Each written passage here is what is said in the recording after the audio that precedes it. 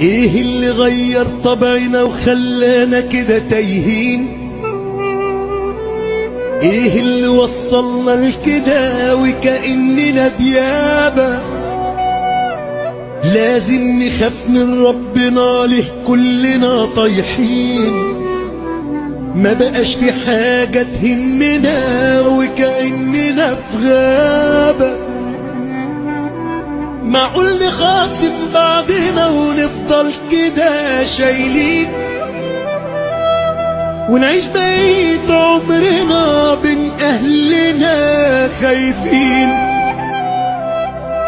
في حاجات كتير مش طبعنا وبقينا بنعيشها.